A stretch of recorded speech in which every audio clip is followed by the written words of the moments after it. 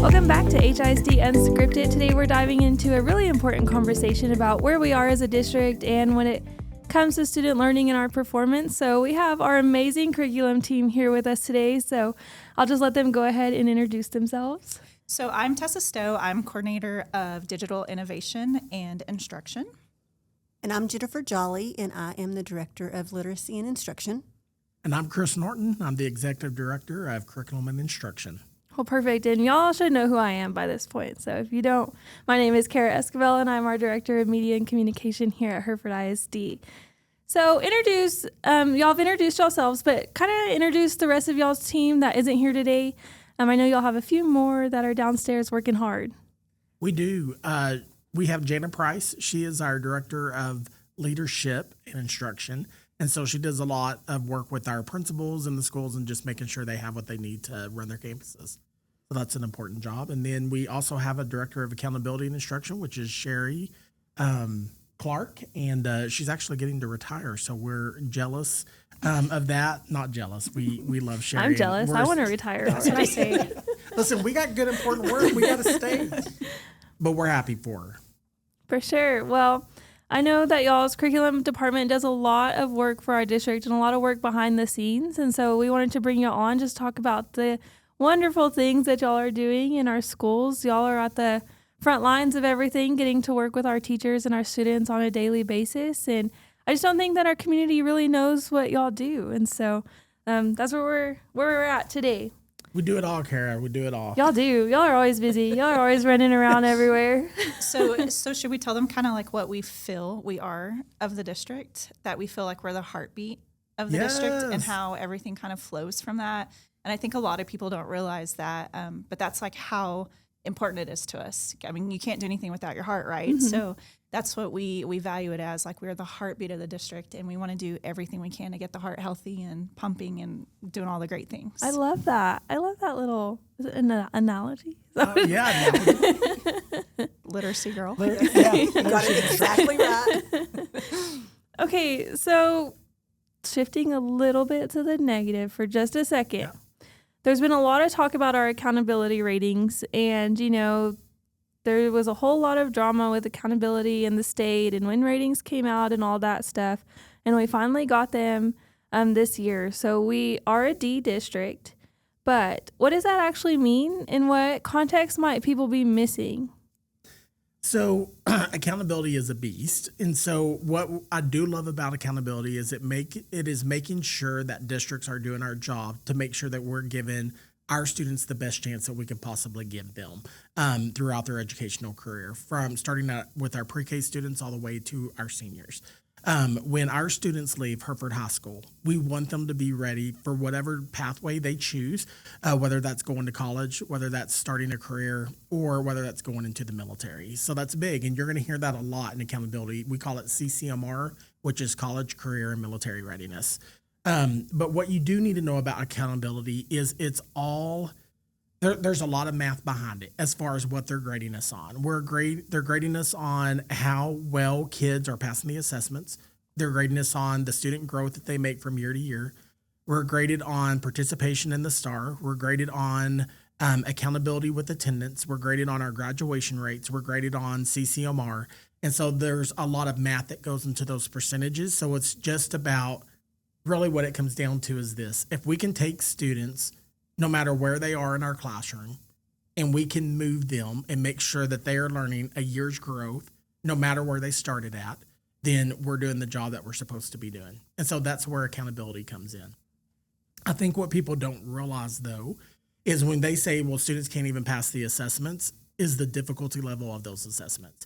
And so at the school board meeting, we talked a little bit about that, just the level of the assessment. So we gave a benchmark test for our students, and that's just saying, hey, this is a test for all the TEKs that we teach during the year. We're just going to give you this test to kind of see where you're at. And that just helps us measure the TEKs that were taught in the classroom. How well do they know and master those? Those TEKs that are not taught in the classroom, because there's a few that we haven't gotten to yet, right, because we still have some weeks. But it lets us see how kids are doing with their problem solving and the background knowledge from the year before. Can they apply that to new learning to do some of those harder questions they may not have had to write instruction in? So it's just a good picture of where they're at. So something that you brought up last night in the board meeting that I found super interesting was that you actually have taken one of these tests recently, and that it was a third grade math test, Third grade math, yes. And you just explained to the board about just how difficult it is and just the level of rigor that we're expecting our students to perform at. And what I don't think people understand is like the level just increases every year from the state.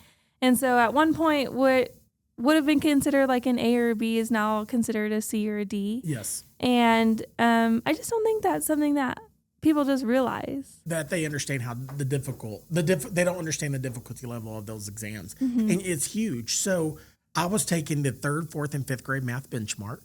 The 4th and the 5th grade benchmark, I thought it was pretty aligned to the level of rigor that we expected. But y'all, that 3rd grade benchmark. So I taught 4th grade math for 10 years. I majored in college. I have my master's in education. I was a math major. That was my emphasis. In that 3rd grade test, I missed 2 of them, y'all. I was taking the test and I was just like, holy cow. And the whole reason I was doing it was to make sure our key was right in the system. And so it made me feel really dumb. But as I looked at the key, I thought that is wrong. And I was like, oh, nope, that's the right answer. And it was just the way I read it, or it was the way the answer choice was formulated. And I was like, man, I've been doing this for years and years. It's what I do. It's what I eat, sleep, and breathe. Yet this was a test for 8 and 9-year-olds. I mean, it was outstanding. And I told Jennifer, we were joking. I was showing Jennifer the problem. I said, just look at this. There are 3 or 4 things that these kids have to do, like 3 or 4 different teaks embedded in this one question. And she said, wow, that's hard. And I said, that's what I said. And I even wrote wow across the problem because of the level of difficulty. But y'all, it's a beast. And that 3rd grade test was harder to take than our 4th and 5th. And one thing I didn't share, so one of our 3rd graders, the teacher, like it was a retake, so he came in to take it. Well, he got the wrong code. They got a number wrong on it, and so it actually put him into the 4th grade test. He did better, so he took the entire 4th grade test, did better on the 4th grade than he did on the 3rd grade, the grade he's in, and that shows you the level of difficulty. He did better on the 4th grade test that he took than he did the 3rd grade that he just learned the material in. Wow. The difficulty is huge, and that's what parents need to understand. So we are doing everything we can as educators to get our kids to the very top. And we're working hard. And listen, we're in those classrooms nonstop this year. And the work that our teachers are doing in Hereford ISD, I'm so proud of them. They are working their tails off. And I think sometimes our teachers feel defeated, like, I did all this stuff. How in the world did we get a D? Or how are we at an F? Or how did my kids score so low when they've done all that work? And it's disheartening to them. But what we want the public to know is it's all against us. We are taking these tests that are at the highest readability level, which is probably usually 2, maybe 3 years ahead of their current, where they're reading at. And if we can't just get past teaching them to read at high levels and to have those high comprehension skills, which they have to have across contents in math, science, and social studies as well, then the kids can't even get to the math because it's a reading test first. So just that difficulty level. We just need the public to know that's big. And we're doing everything that we can to help our teachers, to help our students be successful. And so I would say, you read the things about the bond, you read the comments that are on there, and they break my heart just a little bit because I think they truly don't understand the hard work that's going in, the hours and hours of work outside of the workday that our teachers are putting in. And y'all, they're working their hearts out for the kids in Hereford, Texas. And I'm very proud of the work that they're doing. Well, and also, I don't think this is just a Hereford ISD issue. This is a statewide issue. We're seeing the same things in so many other districts and in conversations that we're even having on a media side with other media professionals that have nothing to do with curriculum. It's the same conversations all across the board. And so every teacher, I think, in the state of Texas is doing their absolute best. Every department is going all in to try to make our students as successful as possible. And so I really appreciate all the work that y'all do. Yeah. Definitely. We love y'all. I don't think y'all get told that enough. Same. Well, not us. We love us too, but we love y'all. So tell us a little bit about what y'all are seeing in the classrooms. Y'all have been in the forefront all year long. What has that been like? What kind of growth are y'all seeing, even just from the beginning of this year to now? Well, one of the things that I think is super impressive is that we've been really working on implementing a new curriculum, and it's called Bluebonnet Learning. And in it, at the beginning of the year, the teachers were just really trying hard to understand what the lessons were actually supposed to be presented as. And as we've gone through the year, the engagement level and the creativity and the teacher ownership of that has been super, super fun to watch. And just to be able to watch those kids have those light bulb moments and be able to have those times where they really, really are getting, really deep content. For example, in one of the third grade lessons, it talks about like all the different muscles in the body and stuff like that. And to hear the kids using that correct vocabulary is just so much fun to listen to them, and that they'll come up and say, "Oh, by the way, did you know that your bicep is studded?" And you're like, "Yeah, I did, but thanks." I mean, it's just been fun to get to see those kind of things. For sure. So a little bit like what they've talked about is the hard work that goes into it. So I've only been out of the classroom for 5 years now. So it's so different than when I was in the classroom. Like, I am in awe every time that I go in, because it's not just we're teaching a kid how to read and do math. We're doing social emotional, like, because our kids are struggling in a lot of things that we never had to deal with, right? Like, we've got kids with anxiety in second grade. So teachers are dealing with all of this, and it's just the compassion that and the empathy that they have for our students and the care that they have, on top of, let's do the curriculum, let's do all of this, let's make it engaging, let's have fun with that. But every time I step in, like, I've never left a classroom and just been like, oh, it's always just been in awe, right? And so I think a lot of our public doesn't see that or understand that part of it, and it's just so fun to get to witness that on a day-to-day basis. I think the comments that frustrate me the most are, we need our teachers to actually teach. And so my response always is, y'all are welcome to come in. We will take y'all through our halls. You do have to get a background check to get into our schools. Let me emphasize that a little bit. But, we're welcome, like, y'all are welcome to come in and just see the learning that's going on and get that, like, awe feeling. And, most of our teachers are just putting in so much extra work every single day to make those lessons fun, to make them engaging, to make them, not only to satisfy the curriculum side of things, but also just to, get them, like, ready for life afterwards. And so it's so amazing to see, we get to go into the classrooms every once in a while. And I especially love, like, this time of year when it's time for, like, our Teacher of the Year videos, because we get to really be in the classrooms for a little bit and just see the best of that campus and just the work that they do. And so it's really fun, and we kind of understand that. And I'm sure you're the same way, but I, like, when I live here. And so James and I will go drive around and everything. But, like, Sunday, we do Sunday supper, and we're coming home, and this is at like 8:15 at night. And there was teachers at one of our campuses.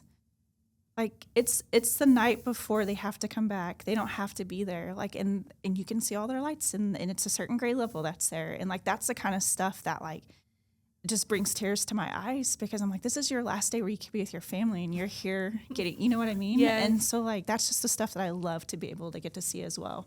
And another thing I want to emphasize is, about, they need to teach, is teaching looks different in a lot of different ways. We just spent our morning at our CTE building at the high school. And so we were watching culinary arts, construction, automotive tech, business math, BIM, which is, tell me what BIM is. It's the business instruction. Yeah, business information. Management. They were conditional formatting, and it gave me, like, the heebies. Yeah. I was like, oh. But each class looked so different, because in automotive, he met with them, and they had literally, I think it was a total of 6-7 minutes of instruction. He gave them their jobs, reminded them of safety, told them what their job is for the day. And then he sent them all to their different positions. He knew what each kid needed to work on. He said, hey, I remember that you were struggling with this yesterday, so we're going to give you some more practice. So you're going to go back to work on tires today. I mean, he just knew where his kids were at. And then as each one, we had 2 boys that were working on it looked like a little Beetle, and they were working on the hood and getting it to open. And then we had kids working on tires, fixing them. And then we had girls on a Suburban working on the steering wheel, the cylinder. I don't know. They're rebuilding the steering wheel. Yeah. And just the fact that he was going to each group, giving them tips and tricks. And then, he would take, like with the girls he modeled, he took it apart, or he put it together and showed them how to do it, but then he took it back apart so that they could do it themselves. And, and then the construction, who they were reviewing for their certification test. And then you walked into business, where she had 2 different classrooms at the very same time, working on different programs that they were working on. And then our graphic teacher, he was doing graphic design 1 and 2. Then he had yearbook and photography all in the same classroom and just making it work. So, I mean, it just looks so different in every classroom that you go to. So a lot of it is student led, where students are doing the different things and teachers are more facilitators of that learning. But that's okay, you know, because they're there for our students. They're helping them, and the students are learning so much. It was just awesome to see. So, way to go, CTE. That's something people need to go watch, because it was just awesome. I love our CTE department. Yes. I love the cosmetology group. I love when they do my hair. I'm like, y'all need practice? I'm like, yeah, come on over. To piggyback off of that, in the cosmetology class today, they were really working on like communicating with their client. And so they would have times that one of them would role play being the client and one of them would role play being the stylist. And she gave them scripts for them to practice. And then they had to pick their favorite one, and then they went and partnered up with another person. And then finally she took the scripts away and they went actually to the chairs and had to facilitate that conversation. But what I took away from that is, even if they decided that's not what they wanted to do in life, you know, be a hairdresser or be in that, those skills are transferable into any occupation they're going to have if they work with the public. And so to me, it wasn't just a cosmetology class, it was a real world application. And so many of our classes have that. Yes. Like, there's so many different things that our students can learn in just all of our classes, not only CTE, but so many of just even our core classes. Well, even if you look at some of our elementary campuses, they are doing capturing kids' hearts. And so when you go into that classroom, they shake your hand. They make you sign their contract. They say, hey, this is the rules for our classroom. This is how we expect you to behave. Like, that's huge. I mean, that's coming from little kids, like first, second, third graders. And it's just so fun to get to see that responsibility as well. And then one of the other things that I really love about where we're moving in education is that, like in English, no matter whether it is in third grade or in high school, one of the things they're really working on is proving their answers. And the reason that that's such a big deal is because there is so much information that comes out, whether it's through media, whether it's through, news or anything like that, that they have to be able to justify why they think what they think, instead of it just being that they're taking that on face value. And that's such a huge life skill right now that our kids need, that our adults need, that anybody that is in our world today really can apply in their real life. Definitely. Yeah. With the AI just growing right now, it's definitely good to have those skills to be able to fact check and prove your point. And whenever you get accused, this is AI. And they're like, no, it's not. Actually. And that's the thing, is AI is a whole nother battlefield that we're working with. And that's one of the things that Tessa does for us, is coming up with AI policy and putting those in place. And that's something that we're currently working on. But teaching kids, because listen, AI isn't going away. It's embedded in everything that we use now. But it's teaching our kids how to use it responsibly, how to use it ethically, and how to really use it to enhance their own ideas and not to have a thought, because, it'll do so much for you. But the thing about AI is it's not always right, or it's not always sees the bigger picture. That human aspect is taken out. And so our kids really have to know what you can use it for, what are the things that you can use it for, and how you use it to enhance your own ideas, that we don't stop being the thinkers. And that's the big thing, is we have to teach our kids to think deeply about things and not rely on things like AI to have those thoughts for us. Right. Yes. And it's not, I don't even think it's only our students. I think it's our staff as well. We've talked a lot about this on a board that I'm on, and it's like, how do you have that boundary with AI? Is this something that you need to brainstorm with, or are we just being lazy? Like, we'll just call it what it is, because sometimes we're lazy. Like, I really can generate that email, but it's easy to push that button and have it just write it for me. And so I think that's something that as a district we have to kind of think of, like, or even on a personal level, what is your boundary with AI? Because there's some kids, it's their best friend. It's the only friend they have, which is really scary, right? Or there's some adults where it does all of their work, whether it's good or bad. And so we've got to figure out that boundary line. Just like with humans, like in our friendship, we have boundaries. You know what I mean? You have those boundaries. It's going to have to be that same way when it comes to AI. So, but even in the professional world, people will bring me things and I'll read it and I get so frustrated, because I'm just like, this is all AI generated. Like, I want to know what you think. I want to know what your ideas are. I want to see what you can produce. I don't want another AI generated because you can tell, absolutely. But it just removes the humanness out of it. But it can also really help enhance, and it can be that brainstorm buddy, and it can help you think of things in new ways. And so we just have to really learn how to hone that and use it as a tool and not Just a another crutch. tool in our toolbox. 100%. So that kind of leads me into another talking point that I wanted to discuss. There's been some more comments, or I guess some comments, saying that we need to go back to the basics, the pen, paper, books, get rid of all technology. And I just don't think people understand like how much of our state testing, for one, is actually done like on computers. It's all online. Yes. All of it.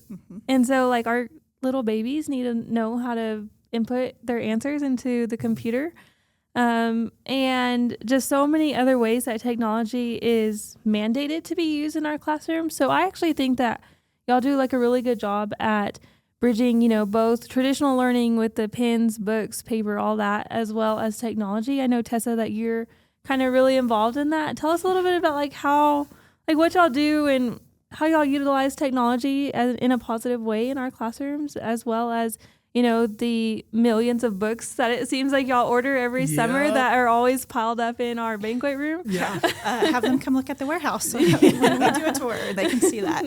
Yeah, so it is a definite like fine balance between being on a computer versus having it as curriculum, right? So like that's what we have to define. Are we actively engaged on this device? Is it producing to where we, as far as the curriculum, like we're growing the student versus using it as a babysitter? Because there are times where you see that sometimes, right? Like if there's a sub in there and it's like, no, we can't. Like, so we work through that. We do coaching cycles of how can we use this even if you're gone to still support. It's another tool in our toolbox, like what we talked about. But what I think some people don't realize, it's part of our T-test. Like our teachers have to utilize technology. So we can't just get rid of it, right? So it's just finding that balance of when does this really need to be pen and paper versus when does this need to be on the computer of that. And I think for the most part, our staff does a really good job with that. And it's just fun to so I'm the nerdy tech person and I love going in and seeing kids on a device, but I also honor pen and paper. I have a journal. They get mad at me because I have a paper calendar still, right? So it's looking at that. It's looking at that balance. It's taking that teak and seeing, okay, does this actually enhance what we're learning? In the technology world, there's like SAMR and there's this whole different style of teaching with our computers that I think a lot of people don't realize as well, because I think they're just all on their Chromebooks, just playing games and doing all of that. But no, there's actually a methodology behind using a Chromebook when it comes to the curriculum side of that.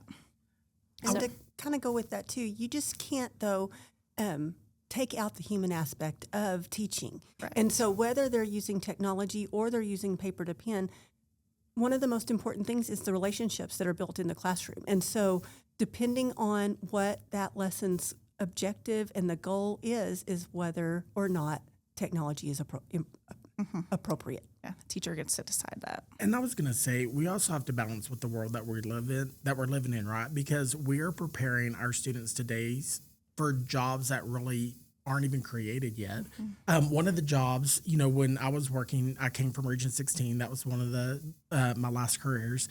And they ended up making me, I was basically an AI consultant for school districts. And that was not a job that was there, when I first took the position. I was in 3 months and they said, hey, Chris, we need someone helping our schools with AI in the schools and how to write policy and, how to help our, teach our teachers how to use it to help our kids. And so that job sprang up, all of a sudden, and that's what I became. I was an AI consultant. That was what I did at Region 16, and it was fun, and it was a fantastic job, but something that it really developed as I was there in the moment, and that's what we're preparing our kids for. And so the other thing, I'm with the parents. Listen, I'm all about the foundation. I'm all about going back to the fundamentals. You got to have it. When I taught fourth grade math, I was in school improvement at the school I was in. I knew that math scores had to come up. Kara, the one thing that I did as a math teacher that year is we wrote every single day in my math class. We were writing about math. We had math journals. We were doing problem solving, and they had to write every time they were solving problems. That was part of their homework. Parents were frustrated saying, oh my gosh, Mr. Norton, I understand that the homework is just one problem, but my kid had wrote 2 pages about it. And I'm like, that's fantastic. And I'll tell you, those math scores shot up. My last 3 years of teaching, 100% of my students passed that test. The last year that I taught in the classroom, 75% of my kids were commended on it, which means they were at the master's level, 75%. And I taught 3 classrooms of students. I had 68 kids that year. So that was huge. And it was about that writing aspect. But it wasn't the writing. It was the writing. It played a huge part. But it was the depth of thinking that the kids did through their writing and communication. Today, you got to remember that not only do we have to teach our kids to write, but now we have to teach our kids to type, because that is what 85% of communication that we do in the real world. It's through our computers, it's through our phones, it's through text, y'all, it's through voice. They have to be master level at that. It's how we communicate today. So just think about, when's the last time you wrote somebody a letter? You know what I'm saying? I mean, there's some adults walking around today that have never written somebody a letter, right? They have sent an email, they've sent a text, they have called them on the phone, and those are our main views of communication today. So listen, it's not going away. It's keep getting advanced. So yes, we have to have a beautiful balance between what we're saying fundamentally, what the foundation is, and technology. We have to have that perfect marriage. So please know, yes, we're doing technology. No, we're not forgetting all the important skills our kids need. We're doing both. And like y'all said earlier, y'all are welcome to come see the warehouse of all of our books. Oh, we have lots of books. lots of books. Okay, thank you. Those were great answers on that. Way better than I could have explained. I just wanted to tell people we're using both. Just both. They're doing great. It is. I think there's a lot of misconception at the high school level that they're only on computers, and they're not. And I know with the homework, yes, it could be assigned in the Google Classroom, but like I have a son who is active at the high school level, and I see it from my side, and I get to see it as a parent side, and it's there is a balance there. It's just, I don't know. I think it's all perception of what you see and what you feel on that. It is. In our math classes, we just spent a ton of money on whiteboard desk for our math classrooms. And so in algebra and geometry and algebra 2, they have their students writing on their desk and doing their math there because it's easy to erase. Teachers can see it as they're walking around the classroom. Coach Bell in his algebra 2 class, he has the vertical boards all the way around his room. And so students are up, they're working in groups, they're working in pairs as they do math. And so the hands-on, the writing, it's definitely happening in their English 1 and 2 and 3 classes. Those kids are reading books. They're going through. We were talking about, what was that class with the Bluebonnet math? I mean, they were reading things in the 4th and 5th grade classroom that I didn't even touch until I was in 8th grade. Yeah. So, I mean, they're reading high-level things. Books are in hand. Kids are writing. It's happening all across the district, and it's awesome to see. Good things happening everywhere. So we're nearing testing season. Actually, it's pretty much here now. I know that y'all are just now getting done with T-tests, and right? Is it T-tests? Yep. Yes, and all that fun stuff, and moving into our STAR season. And so what are we expecting to see coming out of this season of testing? I know that our principals have been sharing out data throughout the year at our board meetings, and we've been seeing good growth with the data that they've been sharing. So what are y'all seeing, and what should we expect to see by the end of the year? Our focus this year has been student growth. That's been the main thing, because my firm belief is every student can learn, no matter where they enter our classrooms at the beginning of the year. Our job as teachers is to help them grow from where they're at. So sometimes we get students that are in our classrooms that are behind, right? And you talk about a 4th grade classroom, and so I'm teaching them all the same thing. Y'all, we have to differentiate. It's like the one-room schoolhouse all over again. I have students that are on kindergarten and 1st grade reading levels in my 4th grade classroom because of learning difficulties and learning disabilities that I have. We have students that are reading way above. We have students that are still struggling with reading on grade level. So we're constantly having to teach to all student levels in that time frame, right? So student growth is the name of the game this year. I will say that we are switching gears for next year, and we're going to really focus on levels of achievement to get our meets and our masters up. And that's something that we presented at school board last night. We do have all of that information available on the web. They can look at it's called the Texas Academic Performance Report, and that's available so they can kind of see how our students have been performing. And we know the meets is low, the masters is low. We are getting our kids to that approaches. We're doing a beautiful job at that. We're doing a beautiful job at growing kids, and we're going to continue to do that. And so that growth we expect to see this school year.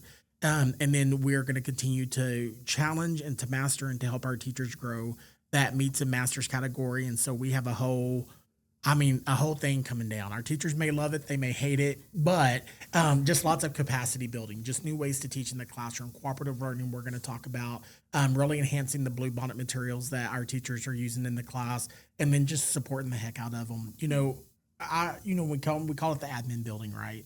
I started calling it the DSC, which is the District Support Center, because that's what our jobs are. I think we have the best jobs in the district. Our job is just to support our campus leaders and our teachers in the classroom, make sure they have the tools, make sure they have, the instructional skills, just help them reach our kids where they're at. And so, should I dare say confidence now?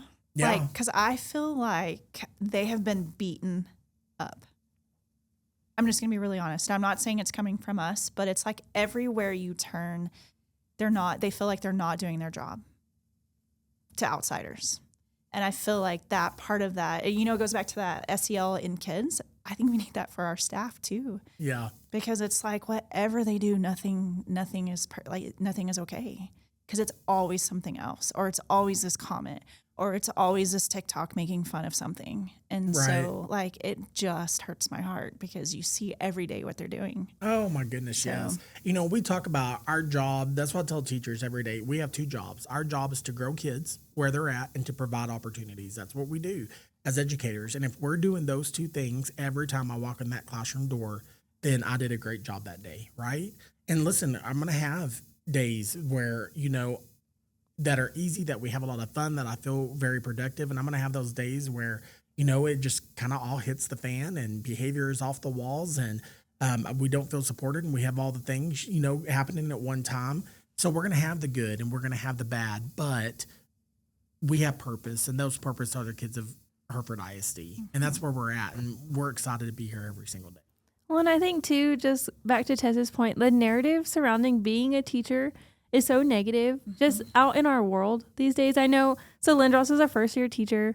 Y'all got to meet him a little bit this year in y'all's first-year teacher academy. And so whenever we first told our friends that he was going to be a teacher, they were like, why? Why would you ever want to do that? Yeah. And I mean, he loves it. He is like, I'm like, oh, you've almost made it through your first year. And he was like, that was like, why do people say it's so bad? Like, that was so much fun. And so I don't know, just give your teachers a break. It's such a good career, and they are making, like, our teachers are our foundation for every single job that we have in this world. And so they definitely need more credit than what they're given. And just, lift your teachers up, give them just a positive, word of encouragement or something. They need it, especially in this end of the school year. 100%. Especially during this time, a little note goes a long way. Yes. Yeah, it's fun. So we're a Disney World family. We go every year. And so every year we're there, you see kids, you see the kids and they're running all over the place. Parents are red-faced, they're hot, they're yelling, they're screaming, they're trying to get them to mind.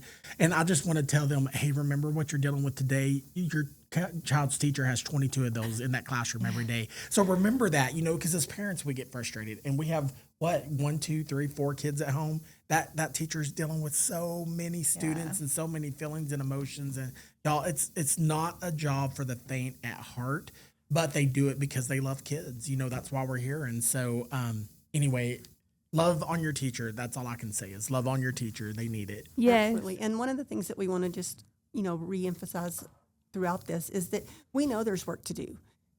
Every year the state changes the standards. Every year there's something new that comes out. There's work to do, and we know that everybody has a lot on their plate and that they're trying their best and everybody is pushing for the best for kids. But we know that as we're going through this, that there is a constant growth. There is a constant need of us to get better. And that is one of the things that our team really pushes all the time is that yes, you do an amazing job, but there's always room to get better.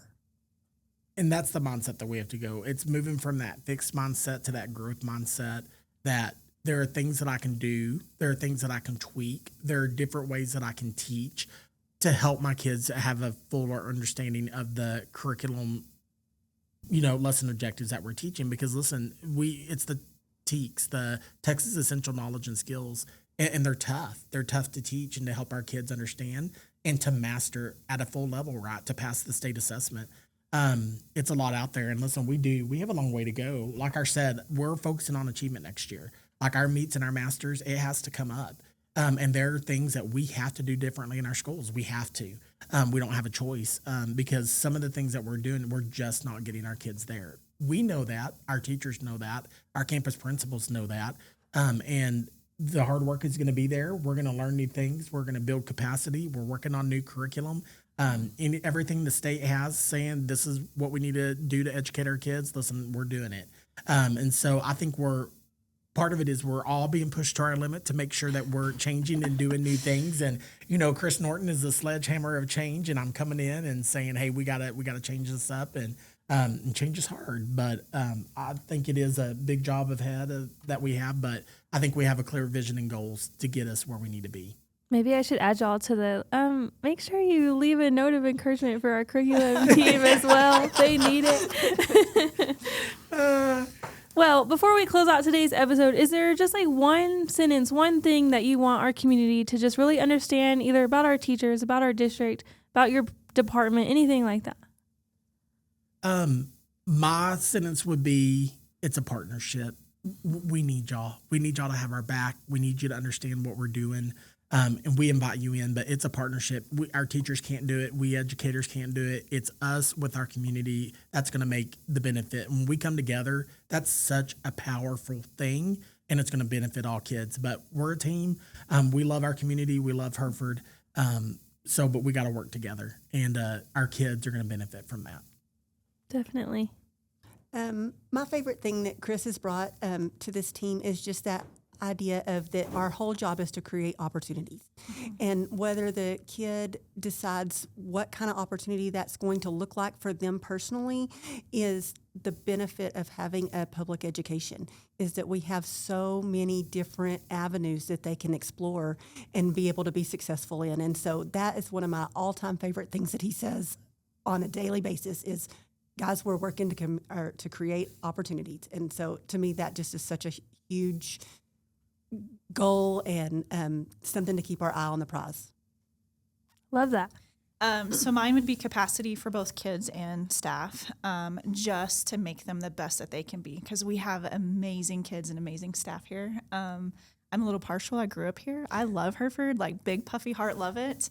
And so I see all the amazing kiddos that we have come through here, and I just want everyone to know that's who we're focused on. Like we see it too. And we just want to build the capacity in everyone. So that's it. Love it. Love it. Well, thank y'all so much for joining us today on our podcast. We'll have to get y'all in some more. I know it was a little bit of a difficult struggle to get y'all up on camera, but it's okay. We love y'all up here. The camera loves y'all, I promise. And Adam makes us look good. So As we wrap up today's conversation, we hope our listeners have a clearer picture of where we are at as a district. There's no doubt that we still have work to do, but we are working so hard. Our teachers are working hard. Our students are working hard, and there is real progress happening in our classrooms every single day. So we're committed to continuing our transparency and just, getting our community more involved in what we're doing in our schools. So remember, you can catch us anywhere you get your podcast or watch us on Facebook and YouTube, and we'll catch you next time with another podcast.